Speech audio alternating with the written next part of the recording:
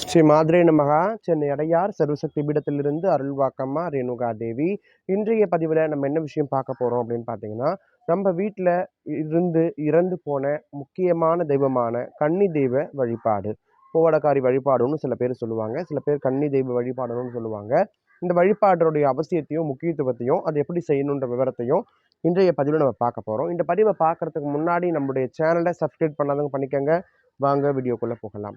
நம்மளுடைய சேனலில் தொடர்ந்து ஆன்மீகம் சம்பந்தமாகவும் மாந்திரிகம் தாந்திரிகம் சம்பந்தமாகவும் வழிபாட்டு முறைகள் சம்பந்தமாகவும் பல பதிவுகளை பார்த்துக்கிட்டு இருக்கிறோம். அந்த வகையில் இந்த பூஜை முறையும் மிக முக்கியமாக தென் மாவட்டங்களில் கடைபிடிக்கக்கூடிய ஒரு வழிபாட்டு முறையாகும். நிறைய பேர் வீட்டில் இறந்தவர்களை வழிபடுவது உண்டு. ரொம்ப முக்கியமாக கன்னி தெய்வங்கள், அதாவது 100 தெய்வத்தை வழிபடுவதும் சரி, ஒரே ஒரு கன்னி தெய்வத்தை வழிபடுறதும் சரி அப்படின்னு சொல்லி கிராமங்களில் சொல்லுவாங்க. அந்த அளவுக்கு துடிப்பாக இருக்கக்கூடிய தெய்வங்கள் தான் இந்த கன்னி தெய்வங்கள். இந்த கன்னி தெய்வங்கள் அப்படின்னு யாரை குறிப்பிடுறோம்னா வேற யாரையும் கிடையாது, நம்ம வீட்டில் நம்மளோட இருந்து வாழ்ந்து இறந்து போன 15 முதல் 30க்குள்ள இறந்தவர்கள் மிக முக்கியமான துடியான கன்னி தெய்வங்கள்.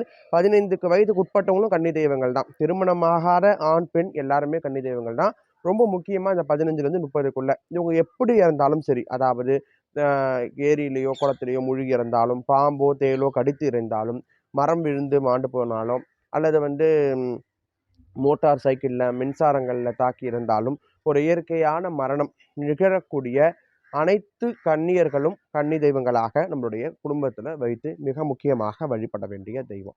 இந்த தெய்வங்கள் இந்த கன்னி தெய்வங்கள் வீட்டுக்குள்ளே வர்றதுக்கு குலதெய்வத்துடைய அனுமதி கூட தேவையில்லை. ஏன்னா குலதெய்வத்துக்கே முன்னாடி இந்த தெய்வத்தை வழிபடுவது தான் ரொம்ப ரொம்ப ரொம்ப உத்தமமான செயல். ஒருவருடைய மனநிலையும் சரி, வீட்டுடைய சூழ்நிலையும் சரி, அவங்களுடைய பாதுகாப்புலையும் சரி, அவங்க மேலே அன்பும் அக்கறையும் ஆதரவும் கொடுத்து அவங்கள நல்ல முறையில் அனுசரித்து வாழ வைத்து வழிகாட்டக்கூடிய தெய்வம் எதுன்னு பார்த்தீங்கன்னா இந்த கன்னி தெய்வம் தான். இந்த கன்னி தெய்வத்தை தகுந்த முறையோடு வழிபடும் பொழுது குடும்பத்தில் எப்பேற்பட்ட பிரச்சனையாக இருந்தாலும் நிச்சயமாக அந்த தெய்வம் ஓடி வந்து நம்மளுக்கு அனுகிரகம் செய்யும். அந்த வகையில் அந்த கன்னி தெய்வத்தோட வழிபாட்டை இப்போ உங்களுக்கு நான் சொல்ல போகிறேன். பலரும் எங்கள் வீட்டில் இப்படி தான் கும்பிடுவோம் அப்படி தான் கும்பிடுவோம் அப்படின்னு சொல்லி கேட்டிருக்கிறாங்க. இது பொதுப்படியாக எல்லாருமே வழிபடக்கூடிய ஒரு முறையாகும். இது யார் வேணாலும் கும்பிடலாம்.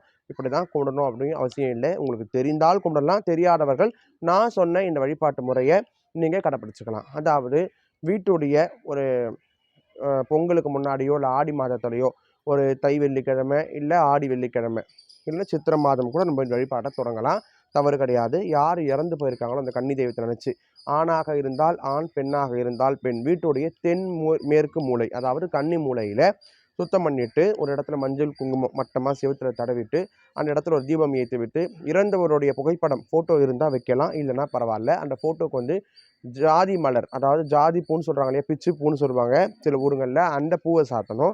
பழ வகைகள் 5, 7, 9 அப்படி எண்ணிக்கையில் வாங்கி வச்சுக்கணும். அதாவது மிக முக்கியமாக இந்த கன்னி தெய்வத்துக்கு இலக்கி பழமும் நாட்டுப்பழமோ கற்பூர வாழைப்பழமும் கண்டிப்பாக அந்த பூஜையில் இடப்படணும். வெத்தலைப்பாக்கு, அதுக்கப்புறம் காதோல கருமணி, மஞ்சள் கிழங்கு, ஆணாக இருந்தால் ஆண் ஆடை, பெண்ணாக இருந்தால் பெண் ஆடை, என்ன ஆடை விருப்பமாக அணிவாங்களோ கருப்பை தவிர்த்து மற்ற ஆடைகளை வைக்கணும். அந்த இடத்துல பெண்களாக இருந்தாங்கன்னா பெண்களுக்கு பிடிச்ச மாதிரி வளையல், அதுக்கப்புறம் என்னென்ன பிடிக்குமோ பவுடர் டப்பா, சோப்பு டப்பா, அந்த மாதிரி கண்ணாடி, சீப்பு இதெல்லாம் வைக்கணும். ஆணாக இருந்தாலும் அந்த மாதிரி சில பொருட்களை வைத்து ஒரு பெட்டி, ஓலைப்பெட்டின்னு சொல்லுவாங்க, கட்டுப்பெட்டின்னு சொல்லுவாங்க, நார் பெட்டி, அந்த பெட்டிக்குள்ளே இதெல்லாம் வச்சு அதுக்கு மஞ்சள் குங்குமம் வச்சு அந்த பெட்டிக்குள்ளே வச்சு வைக்கணும்.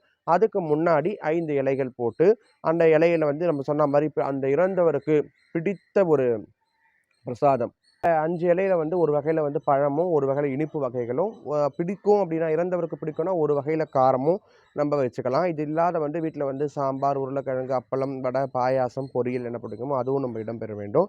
மற்றபடி உங்களுக்கு அந்த இறந்தவருக்கு என்னென்ன பொருட்கள் பிடிக்குமோ அது அத்தனையுமே அந்த இலையில நம்ம வச்சு வழிபாடு பண்ணலாம். அசைவம் வைத்து வழிபாடு பண்ணக்கூடாது. கன்னி தெய்வ வழிபாட்டுக்கு அசைவம் வைக்கக்கூடாது. அவங்களுக்கு பிடிக்கும்னா பல்லாங்குழி இந்த மாதிரி சில விஷயங்கள்லாம் இருக்கும் இல்லையா, அதெல்லாமும் நம்ம வச்சு வழிபாட்டில் வச்சுக்கலாம். இது எல்லாமே வச்சு சாம்பிராணி போடணும். ரொம்ப முக்கியமாக சில பேர் கற்பூரம் ஏற்றுவாங்க, கற்பூரம் ஏற்றக்கூடாது. தேங்காய் உடைத்து சாம்பிராணி போட்டு கண்ணியை நினைத்து வழிபாடு பண்ணணும். மணி அடிக்கக்கூடாது. இந்த பூஜைக்கு மணி அடித்து வழிபாடு பண்ணக்கூடாது. அப்படி நம்ம இந்த பூஜையை நம்ம செய்யும் பொழுது, விரதத்தோடு நம்ம எடுத்து செய்யும் பொழுது யாராவது ஒருத்தர் மேலே அந்த கன்னி தெய்வம் ஆடி நம்ம வீட்டுக்கு நல்ல அருள் வாக்கு சொல்லி நம்ம வீட்டை பாதுகாக்கும் அப்படின்றதுல காலம் காலமாக நம்ம முன்னவர்கள் செய்து வரக்கூடிய ஒரு மிக மிக முக்கியமான வழிபாட்டு.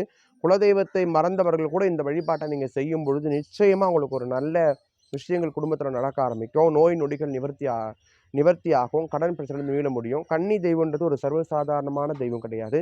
மிகவும் சக்தி வாய்ந்த தெய்வம். இந்த வழிபாட்டை நீங்க பண்ணி பாருங்க. நிச்சயமா நிறைய மாற்றங்கள் நமது குடும்பத்தில் நடக்கும்.